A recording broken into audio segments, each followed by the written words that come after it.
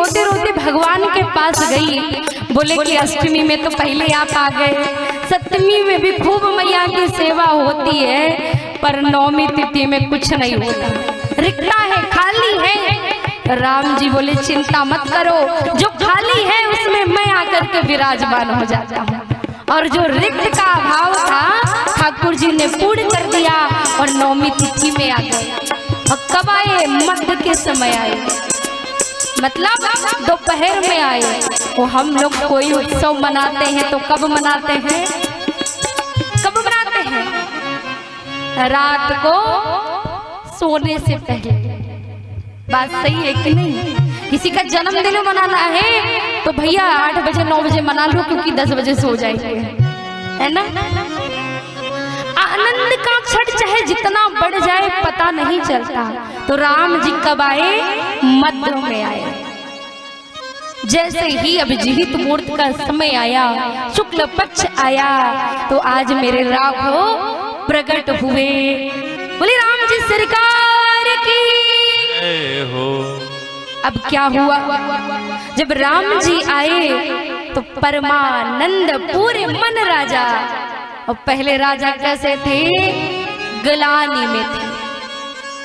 किस बात की ग्लानि? मेरी कोई संतान नहीं है। एक बार भूपति मन माही, भाव ग्लानि मोरे सुत नहीं। और जब ग्लानि हुई तो किसके पास गए भैया? ग्लानि हुई तो कौशल्या जी के पास भी तो जा सकते थे, हाँ, क्योंकि पुत्र नहीं है तो पुत्र देने वाली तो मैया है, मैया के पास जा सकते थे। कौशल्या मैया से कह सकते थे, नहीं कह पाए तो सुमित्रा से कह सकते थे, वो ज्ञानी थी, वो विद्वान थी, पर उनसे भी नहीं कहे। अरे छोड़िए, मैया से नहीं कहे तो अपने मित्र से तो कह सकते थे ना। और सुमंत्र राजा दशरथ के बहुत अच्छे मित्र भी थे, पर नहीं कहे। बात को सही समय पर सही व्यक्ति के सामने प्रस्तुत की जाए तो समाधान मिलेगा, और जो स्वयं दुख में डूबा है वो आपको क्या मार्गदर्शन करेगा? बताइए। श्रेष्ठ के पास जाइए जो आपको मार्गदर्शन दे, जो आपको उससे निकलने की युक्ति दे। वो हम जाते किसके पास है? जो स्वयं दुखी बैठा है, उससे कहते हैं तो वो अपनी समस्या सुना देता है पहले, बाद में सुनता है आपकी। जान जाता है कि ये कोई मदद मांगने आया है, तो वो पहले से ही सोच करके बैठा होता है कि इसको क्या उत्तर देना है। बात सही है ना? तो बात उसी के सामने कहा जाए जो हमारी बात को महत्व दे और हमें मार्गदर्शित करे। राजा दशरथ के पास बहुत लोग थे कहने के लिए, पर नहीं कहे। गुरु ग्रह गयऊ तुरंत महिपाला। जीवन में कोई कष्ट आए तो तुरंत ही जाना चाहिए। कहाँ? अपने श्रेष्ठ जनों के पास, जो हमें समाधान दे, जो हमें मार्गदर्शन दे।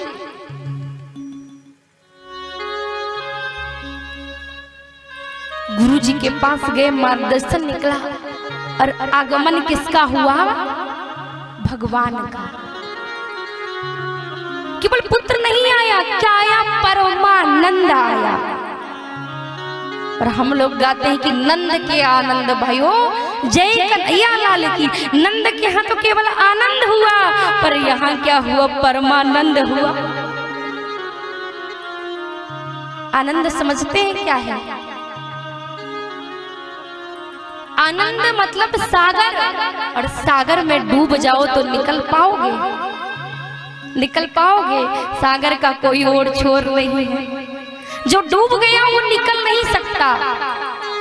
तो आज राजा के यहाँ क्या हुआ? परमानंद हुआ। और ऐसा आनंद हुआ कि महाराज तुरंत महाराज ने आज गुरुदेव को बुलाया, ब्राह्मणों को बुलाया। अयोध्या वासियों ने सुना कि आज हमारे दशरथ जी के यहाँ राघव सरकार ही नहीं वरन 4 पुत्र हुए, और वो पुत्र कैसे? वेद तत्व है। मानो दशरथ के आंगन में। मैंने कल कहा था कि दशरथ जी कौन है? दशरथ जी कौन है? कौन है दशरथ? भूल गए? दशरथ 10 इंद्रियां होती हैं और इंद्रियों को चलाने वाला रथ जो होता है वो मन होता है, जो दौड़ाता है दिन रात। और जिसने अपनी इंद्रियों को अपने बस में कर रखा है वो दशरथ है।